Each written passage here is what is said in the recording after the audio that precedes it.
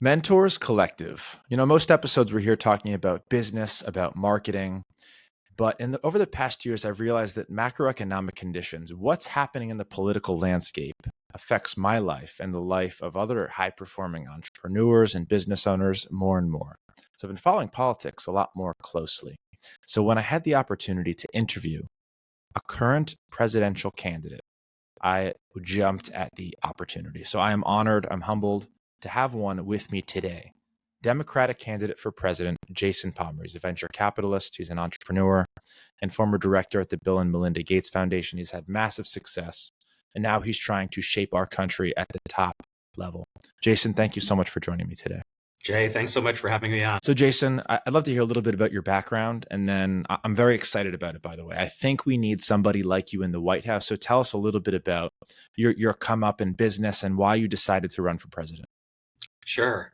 Well, it depends on where I start, but I grew up in a family where my dad was a teacher and he became a principal and a superintendent. So I really grew up in an education family in a very small town in upstate New York. My first job was scooping ice cream at Friendly's restaurant. And I kind of love worked Friendly's. me too. I still buy it all the time. I kind of worked my way into entrepreneurship by accident. I started a business at the University of Virginia that allowed students to eat at all the restaurants around campus instead of at the cafeteria. Roll forward to today, I've now invested in maybe 30 businesses, lots of CEOs and entrepreneurs I've been working with here in the States. And I was also the board chair of Village Capital, which invests in and helps entrepreneurs all around the world. And over time, especially this past year, I just was watching the presidential debates. And I said, these people are just yelling at each other. They have no solutions, no ability to collaborate. It's embarrassing for our country. And I know there are so many more better people that could be working in government because I see them every day starting for-profit companies, starting nonprofit organizations, actually changing the world, in little tiny ways, but their 10-person, 100-person organizations achieve more than $1 billion at the federal government level. So I asked a few of my CEOs, would you vote for me if I ran for president? Nobody like me has ever run for president before. And universally, they all said, yes, do it. Like, even if you don't win, you're going to make a huge impact that different kinds of people can run for president. And you can get messages out there about modernizing government, using technology, using the principles of business. Like, this is the reason why some people voted for Donald Trump in the beginning, is they thought he's a billionaire. He knows how to run businesses. He'll make America innovative and run like a business again. And the theory kind of fell apart when Trump became president, but there's some truth to that theory. And so I'm testing it by running for president and seeing how many more people we can grow into this movement. Yeah, I think the mindset is right. We need someone who's fiscally responsible, who runs the government like a business, because I think we're on an unsustainable path. And when Donald Trump ran, that was my appeal to him, whether I agreed with his policies or not, whether I liked him as a person or not, which I didn't. Right. The thought of having an entrepreneur, a successful businessman in the White House that's actually going to run this ship like a profitable business was very attractive. Same reason I kind of liked Vivek when he was on the road. He had made it himself. He grew a successful business. I don't think we've seen something like that on the Democratic Party, or maybe just I'm not watching it closely enough. Dean Phillips, I believe, has had some business a little success. Bit of that. Yeah, he ran two very successful businesses, one ice cream and one in the spirits business. But the federal government has run a huge deficit 22 of the last 23 years. And if we have a CEO who runs the business unprofitably for 2 years, even 3 years, you would be lucky to get a third year. But 22 years in a row of massive deficits, this is complete mismanagement of the federal government. I agree. And I believe the root of the problem is that presidents, Congress, Senate have no incentive to be fiscally responsible and cut budgets because they don't get elected. It's not in their best interest. So why would you cut budget, be more fiscally responsible if it's not in your best interest of getting elected? Because essentially you have to take things away. Well, I think it really dates back to politicians think that the people are stupid and that the people just want more benefits, more benefits, more benefits. And that's not actually true. What the people want is a real chance at having their own successful life, getting a middle class job, making 50,000, 100,000, $200,000 a year. People don't want handouts, actually. They want real opportunity. They want to be treated like real people, and they want success and happiness in their life. It's amazing that this has to be explained because it really is kind of common sense. But politicians have gotten so used to, oh, we're going to build another library. Oh, we're going to build another X. We're going to do another Y, that it's sort of giving handouts to their communities that they actually think that's what the people want. That's not what the people want. So with that in mind, what would you change about fiscal policy? If you saying cutting handouts, is it raising the Social Security age? What do you have in mind to cut the budget and be more fiscally responsible? Yeah, let's get into detail on that. So my plan is to trim the federal budget deficit down to zero by the end of my second term in administration. And the reason why it needs to take that long, honestly, is we are so far out of whack right Yeah, now. it's bad. But let's take it one piece at a time. The whole big debate that was going on in Congress a few months ago, and actually keeps coming back every few months, is, are we going to have this fiscal cliff? Are we going to solve it? They're only really touching 20% of the budget. They're not touching the majority of the budget. So the majority of the budget is Social Security, Medicare, defense, those three, Medicaid, those four, if I take those four, add up to about 80% of the budget. And those programs need to be dramatically reformed. Right now, Social Security is going to run out of money in the trust fund in something like 2032, 2033. And we know what we need to do. So people who are over the age of 50, you'll continue to get your benefits. You've paid into the program. You deserve the benefits that you've been promised. But if you're under 50 years old, we need to reform this program. Otherwise, it won't be there for future generations. And this is not that difficult to do. In fact, two bipartisan commissions have been pulled together, have made proposals, and it involves a tiny little increase in taxes at the low end, and involves a tiny little change in how old you need to be to get your full benefits. Now, sometimes people say this means, oh, I'll have to retire when I'm 70. No, the way it actually works with Social Security is you can retire anytime between age 62 and 70, and you'll get a different amount of benefits. All we have to do is tweak those formulas a little bit, and we could get massively more into balance and make that program actually last to 2075. Similarly, with Medicare, we need to bring some private sector thinking to how Medicare works. Right now, 49% of all people who are eligible for Medicare are actually choosing what's called Medicare Advantage, which is a privately run system, which actually people like more. In fact, it keeps growing every year. It probably will be 52% next year, and then it'll be 55%. And so the government should actually think like a business. What's going on here? Why are these private plans taking away our market share? And they can actually emulate those plans and make the Medicare system better and make it more, if not profitable, at least break even. I think it's wrong for the government to try to run a profit on something like Medicare where it's competing with other private players. Right. But at the same time, you should learn from your competitors about what the customer wants. And nobody ever talks about or thinks about Medicare this way. But if 49% of your customers are choosing an alternative, it means you need to change the system. Similarly, another example would be the post office. The post office loses significant amounts of money every year. And multiple times in a row, it's been proposed but never implemented. Maybe the post office could be a place where people could cash their checks, where they could have small bank accounts. So banks right now don't care very much about very tiny bank accounts. If you have less than $5,000 in your account, you're really not a big profitable customer for a JP Morgan Chase, Bank Right. of America, Citibank, et cetera. But it wouldn't be that difficult for the post office to actually have banking. So instead of using check cashing services, et cetera, you could actually do that at your local post office. Now, I would even go further and say in my first 4 years, I want to enable check cashing and banking services at post offices. And then at the second 4 years, I would actually privatize that operation. Most of the developed world, including the UK, Germany, Japan, they have privatized their post offices. And so lots of things like the post office, like Amtrak, there's so much in the federal government that is currently being mismanaged by the federal government that could be privatized. That could actually reduce the deficit and the debt much more rapidly than the 8-year program that I've proposed as a starting point. Right. I love your idea of privatizing all of these organizations that are clearly inefficient. Yeah. And you mentioned cutting Social Security as one, not cutting.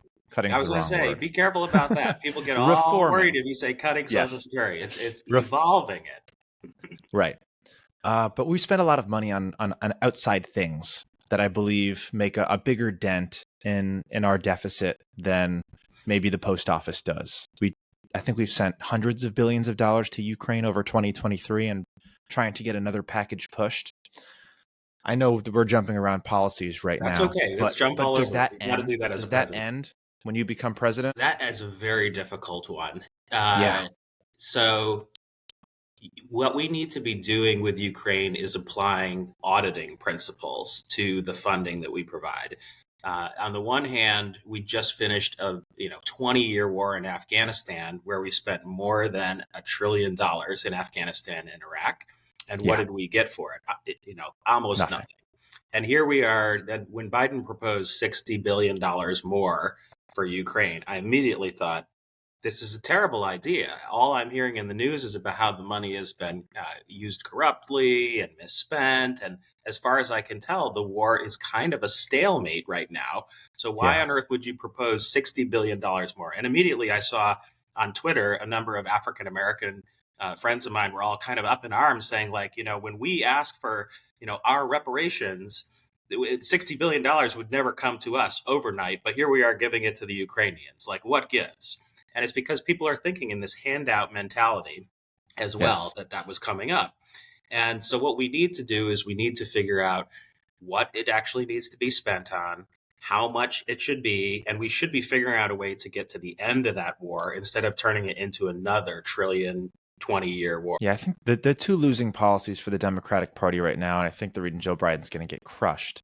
One is all of the money printing and overseas sending of that money. I don't think it's necessarily a handout thing that people are thinking about. Oh, you're giving it to them, it's not going in my pocket, but you're printing it to send it over there, and now everything around me is getting more expensive.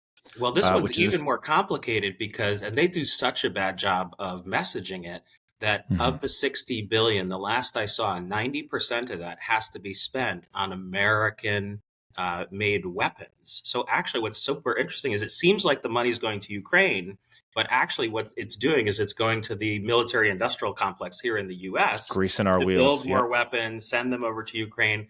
So in a weird way, it actually is kind of stimulating to our economy, but they never talk about that. And it is a huge deficit, and that's what's part of causing the inflation that we're experiencing. And then the second losing issue that I think the Democratic Party is facing right now is the border crisis. Oh, yeah. I So would even put that as number one, but yeah. yeah, number one right now for sure. It's all over the news. You see the videos of people pouring in, New York, Eric Adams, all the craziness going on over there. And after this one, I promise you, we're going to ask some fun questions. No, this is it. How would you address the border crisis right now? Are you on the Trump side, build a wall, or are you on the let everyone inside, or are you somewhere in the middle? I'm on the be smarter about immigration side. And forgive me for taking like a whole minute to explain this, but it's worth it. It's a complicated one. There are Go ahead. multiple parts to it, and we really can hold two ideas in our head at the same time. The American people are not stupid. On the one hand, we don't want people just coming into our country illegally, willy-nilly across the border with no vetting, and just allowing them to, you know, be kind of randomly in the country for multiple years. That's super obvious. The number one thing is we need to actually police our border, bring control to our border, and it's not just about more border control agents to catch people. We actually are catching almost everybody.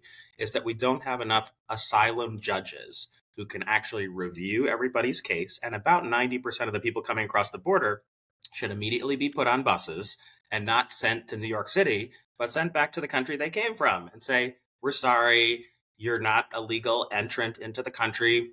You need to go back, and humanely bust them back to where they came from because they shouldn't be here. Now, separately, we actually want to build a talent economy. Half of the Fortune 50 CEOs are actually people who are legal immigrants who come to America, who have started businesses. Think of someone like Elon Musk or the CEO of Satya Nadella of Microsoft. Like, there's so many of these great CEOs who actually have come from elsewhere. And lots of our best talent are immigrants who've gone to our university system.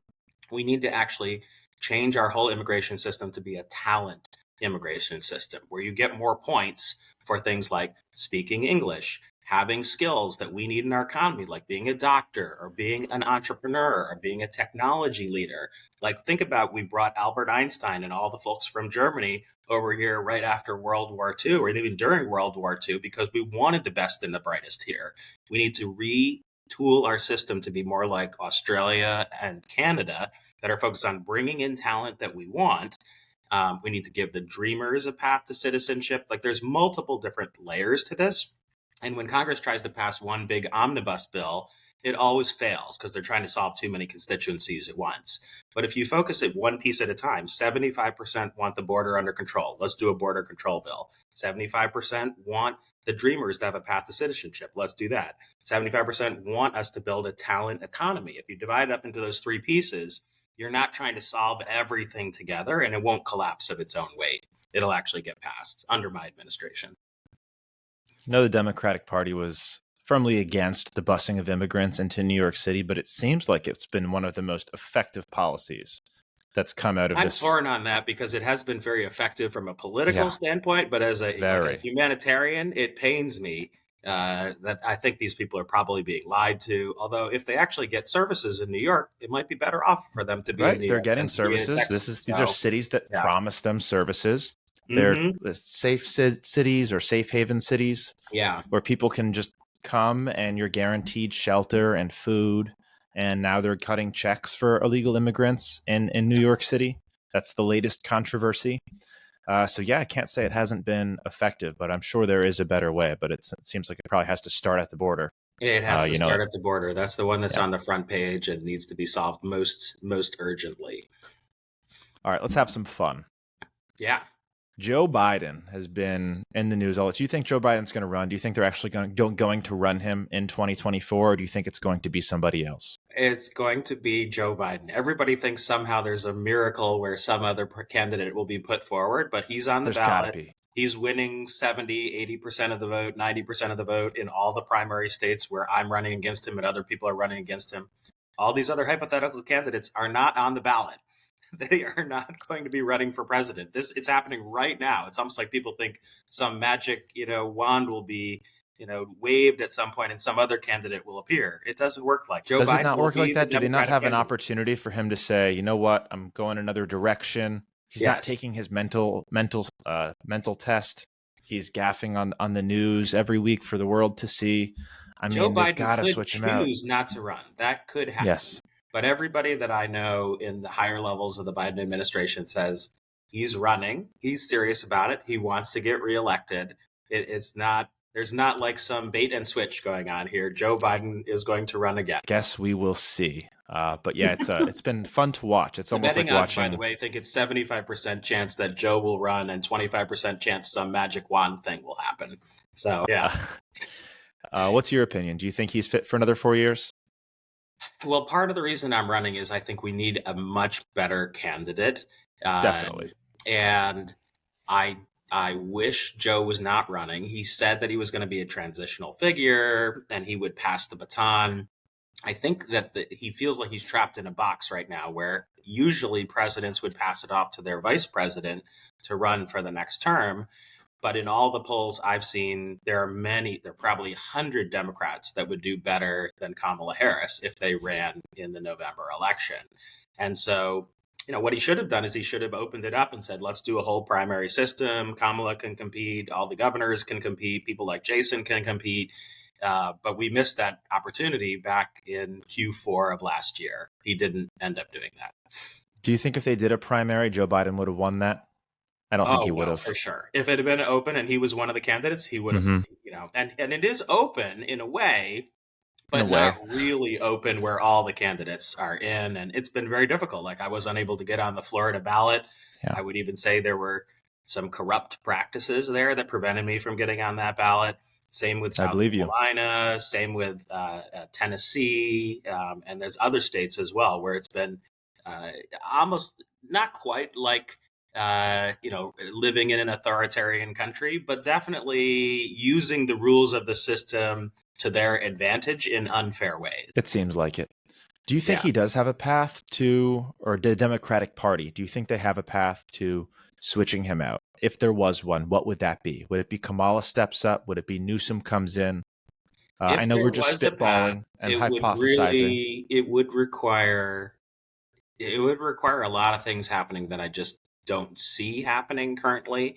But it would require someone like President Obama saying, Mhm. I really think Joe should, do what I've done and retire and set up a presidential. Like if President Obama said that, that would be earthquake type news and might change things. Yes. It would also be possible at the convention if there was a group of people who kind of together presented a written proposal that 100 of us have signed that we think Joe should be like George Washington and pass the mantle to the next president and kind of ride his horse off to, in this case, Delaware. But Yeah. it would require something big like that. Now, maybe with Jon Stewart coming back on the air, and I saw him both taking kind of shots at Trump and taking Yeah. shots at Biden, and it's so easy to take shots at both of them, honestly, that it's Yeah, it is. possible that someone like Jon Stewart could cause an earthquake as well. Although it doesn't look like he wants to do that. It looks like he wants to just kind of be even handed, and everybody can be sport for Jon Stewart at this point.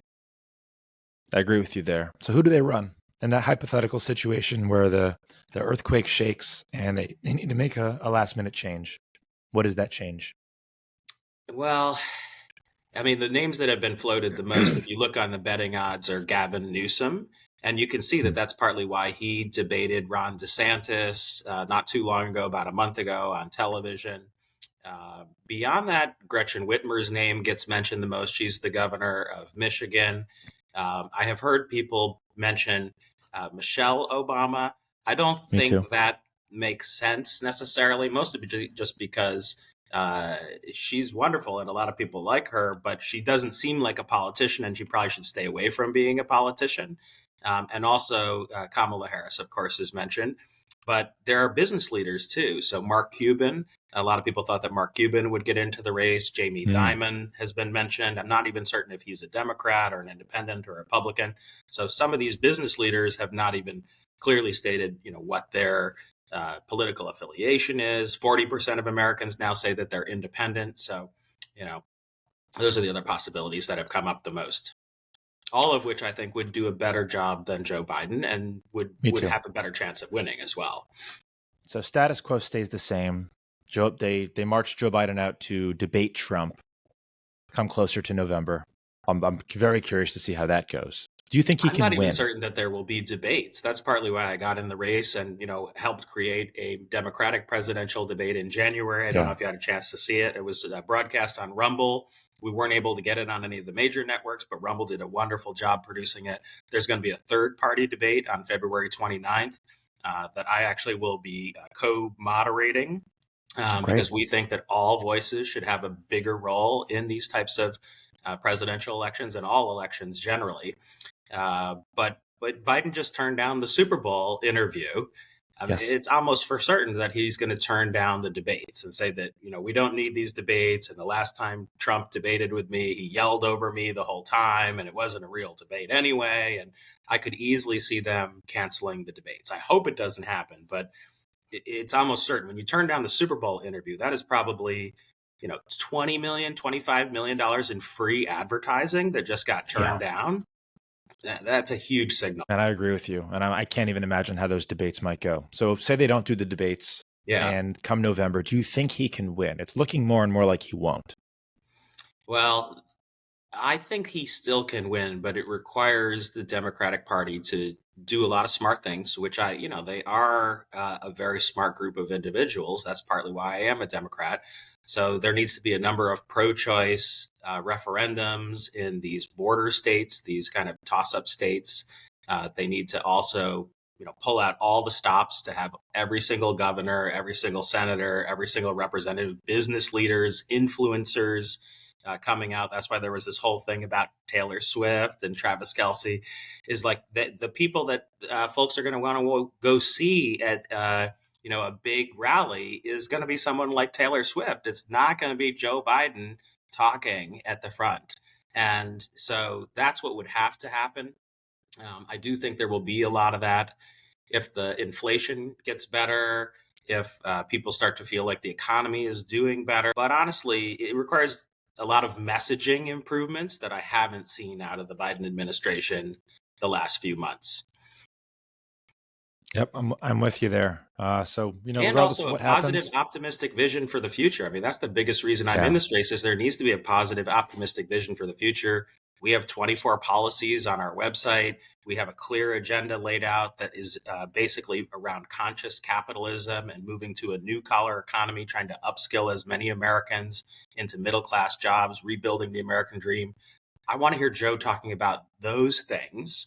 And then people will start paying attention. They'll say, hey, he's talking to me. He's trying to help me figure out how I can have the American dream. Here are policies to help make housing more affordable. Here are policies to help me get a better job. Here are policies to make the economy better. He's prioritizing the economy and jobs. He's figuring out a way to work with businesses. He wants us to remain the innovation leader, whether that's in AI, blockchain, Web3. Like, I don't think the man has ever said the word blockchain or AI. I don't think anyone would believe We him if need he did. someone who actually understands entrepreneurship and technology. So one of my Yeah, policy ideas, which isn't even a brand new one, this has been around for about a decade, is we need to have a Department of Innovation and Technology so that America stays the leader in all these things, whether it's nanotechnology, biotechnology, AI. When ChatGPT came out, everybody said, "Oh, we need to figure out the regulation of this." And they had those hearings, multiple hearings now. Congress is not going to figure out how to regulate this. You actually no, need a very professional organization, kind of like the Federal Reserve, but it would be staffed with people like Eric Schmidt of Google or Sergey Brin or Bill Gates, and have these people Elon figure Musk. out like what's the lightest touch way to regulate this for safety, but still allow maximum innovation so that America remains the leader. And you don't want this being figured out by Congress in kind of a hackneyed fashion 10 years too late. And that's the system we have right now. And anytime I hear these, 70-year-old Congress talking about crypto or about AI, Right. it's hard to watch because they really just don't have any grasp or understanding of the That's right. implications or how it works. It's So I, it's embarrassing. It's sad, and it yeah, is. there is a better way. But just imagine that's why we invented things like the Federal Reserve, is because before it was Congress, there would be a lot of bank failures, and then Congress would have a bunch of hearings, and they wouldn't understand how to talk about M1 or M2 or about kind of the flow of money, about macroeconomics. They didn't understand all that. So we create a Federal Reserve, we populate it with smart people, we give them very few things that they can do, and it actually has reduced, bank failures by 98% since 1933. We should do something similar in the technology realm. Now, I want to be clear to say this doesn't mean the government is inventing technology or running technology. This means we have smart people who are figuring out the regulations instead of Congress people figuring out the regulations. I love that. Leave the innovation to the private companies. They're the ones that are Exactly. incentivized to do so, but have Exactly. competent government to be able to monitor. Wouldn't that be Yes, nice? that measures how things are doing and that figures out where risk areas are. Think of like after a plane crashes, the National Transportation Safety Board comes in and figures out why did it crash. They look at the black box, etc. We should be doing something like that when I drive a Tesla. I love my Tesla, but when Me there's an too. accident like that, I don't really trust Elon Musk to be the one figuring out why that accident happened. There really should be like a National Transportation Safety Board that comes in and figures out what caused this accident and can we actually produce a report, and then the systems will be upgraded and made better for the next go round. Speaking of Elon Musk, he's been a political figure over the past 4 years. Yeah. What is your opinion on Elon Musk on Twitter? Do you think that's going to have an effect on this current election? Well, I feel I'm reading the Elon Musk biography right now, about halfway through it. And I have to admit being very torn on Elon Musk. On the one hand, objectively, he is the best entrepreneur of this generation, just like Steve Jobs was of the past generation. On the other hand, he seems to be trapped in like a developmentally 16, 17-year-old boy mentality, as though he's still in high school trying to get with the cool girls and trying to get into the right fraternity. It's almost like he's developmentally stuck being 16 or 17 years old. And, I really wish that he was more mature, I guess is the word you would say. But the reality is that's who he is. And I kind of accept him for who he is.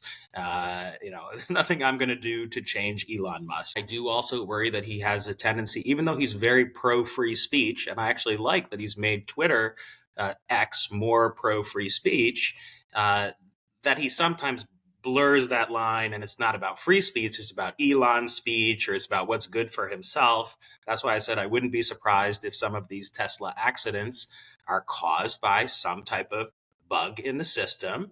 And it needs to be revealed to the public. So he's a complicated figure. There's as much to dislike about Elon Musk as there is to like. And I think with a few small changes, he could be so likable. It's so disappointing that he hasn't made those few small changes, but I don't expect him to make those changes anytime soon. Curious to watch him because he is such an inspiration to me as an entrepreneur. I'm sure you as a tech entrepreneur. Oh, yeah, he just gets involved in so many things and says so many things that are just kind of there's a reason why he was fired as the CEO of PayPal. He was fired as the CEO he's a liability. of X.com. He's a walking liability. I'm positive that the folks who co-invested in X with him would fire him as the CEO. And as somebody who works with a lot of startup companies, there sometimes are these entrepreneurs who are, they're a double-edged sword. They're super creative, they're super innovative, but they just cause chaos everywhere. And when a company is as big as Twitter is, or Tesla, or SpaceX, once it gets to be a certain size, you really do need a different type of CEO in there. And it's pretty clear that at least X is in a death spiral right now and needs somebody who is kind of a new 21st century journalist at the helm. And it doesn't have that right now. I'm with you there. All right. Now, there was one policy that I read on your website that I didn't agree with you on. I was with you on a lot of it, especially your ideas of becoming more fiscally responsible.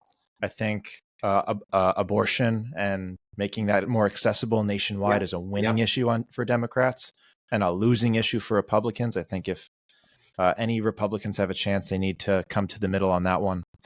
Now, the one thing that was a little, I don't want to say concerning, goes against the fiscally responsible nature of your policy was the reparations, giving money to people who have been harmed 100 years ago, hundreds of years ago in America. Yeah. Talk to me about your policy decision on that. Support your stance on reparations. Why do you think that's necessary? Who's going to pay for it? Sure. So, by the way, this is why if you look at Nikki Haley's website or other candidates, they don't have their positions on issues. And that we thought long and hard about this at the beginning. Is should we put all of our positions out there? Because then someone will look for the one they disagree with, even though they might agree with 24. But this is a really important one. Right now, the way it works in America, if you're African American and you're a descendant of slaves, you have most likely less than $400 in your bank account. You're never able to keep a job for a year or two. You probably were born in a single parent family and you have a really, really difficult life. For a long time, and there's a video out there of me talking about this, for a long time, I thought, these people are just not trying hard enough. I have Black friends who've done quite well in life and they need to try harder. But over time, and it's taken me a while, I realized, you know what? That's not true. I see this guy who's really good at rapping, or I see this guy who is incredible at customer service, just being a waiter in a restaurant, and he can never get that managerial job. He can never get that break in the studio where suddenly his album is actually being played on the radio.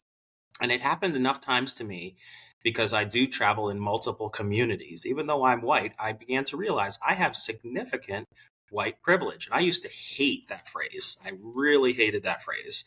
But over time, I realized, wow, I actually do. And there are a lot of people out there who don't have this opportunity.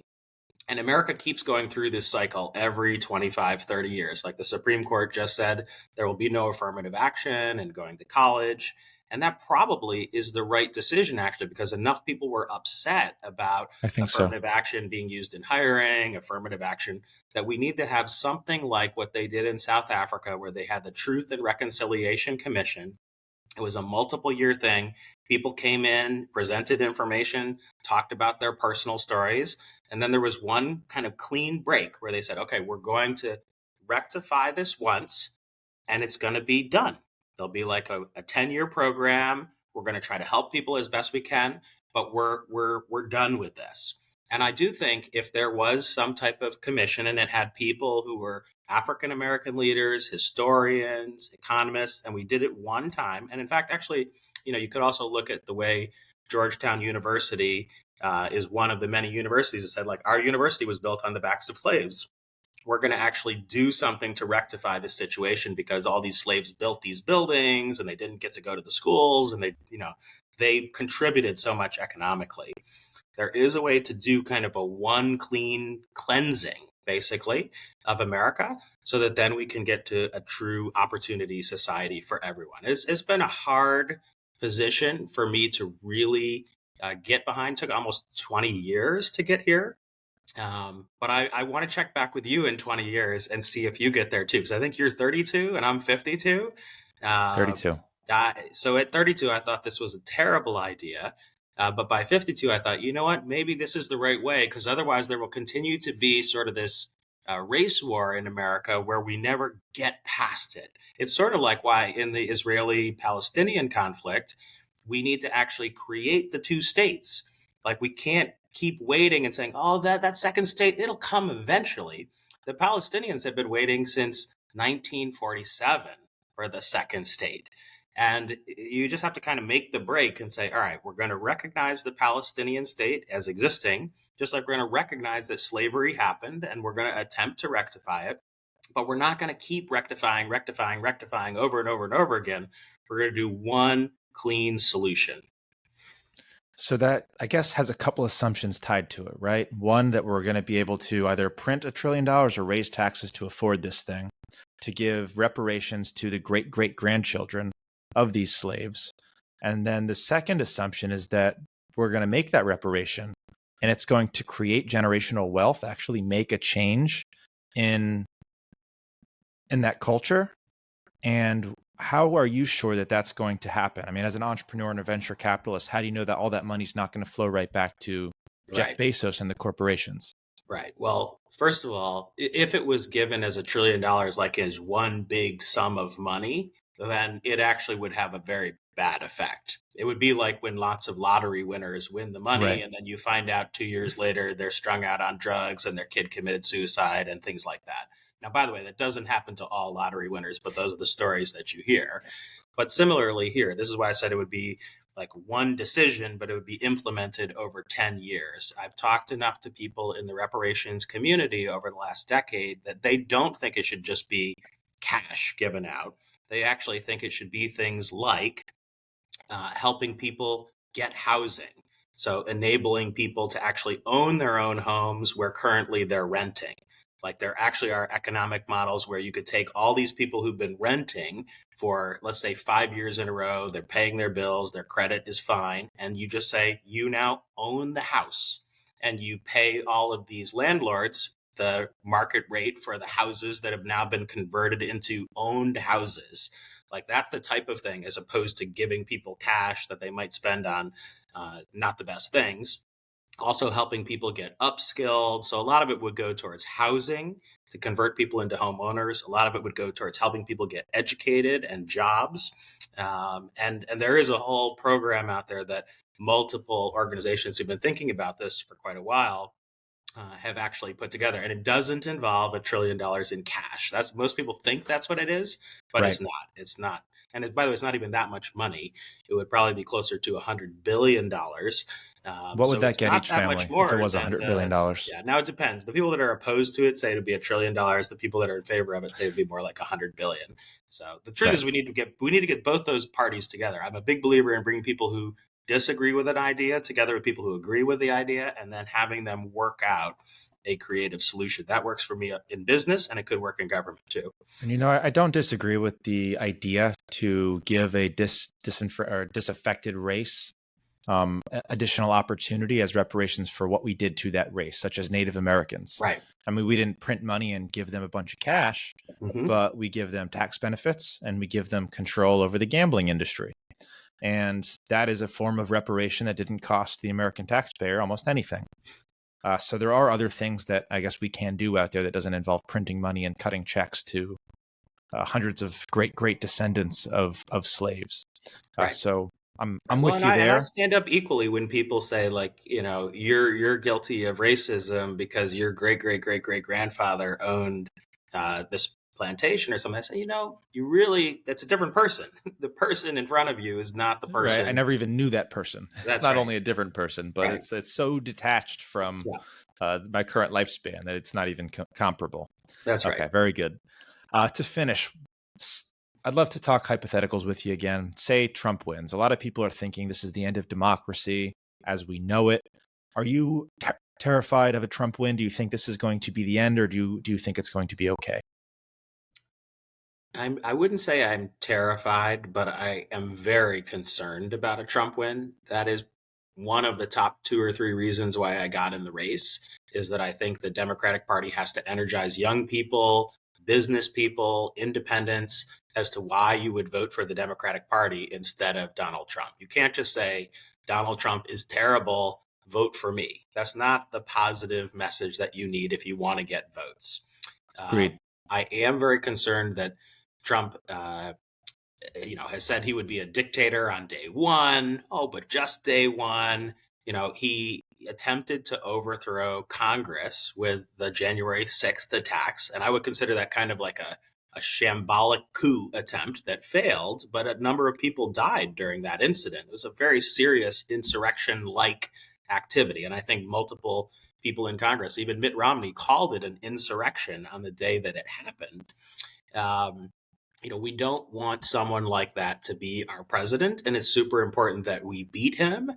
But American democracy is strong, and there's a good chance that it would survive another Trump presidency, but it would be awful, and we don't want that to happen. Now, there is a group at the CIA that actually investigates, like, what's the percent chance that this country is going to have, a civil war or go from democratic to authoritarian. And the United States is now up to about 7% chance of that happening.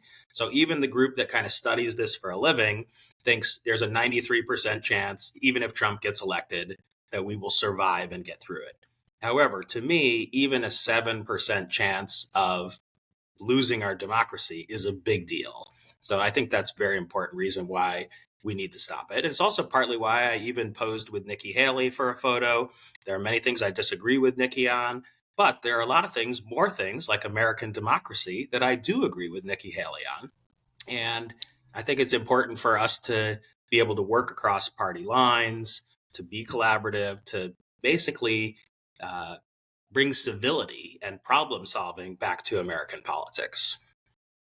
A lot of people would probably argue the other side, that the Democratic Party staying in power might be the more terrifying situation, right? That they're the ones who have been pushing this authoritarian regime, trying to take away choice, limit speech.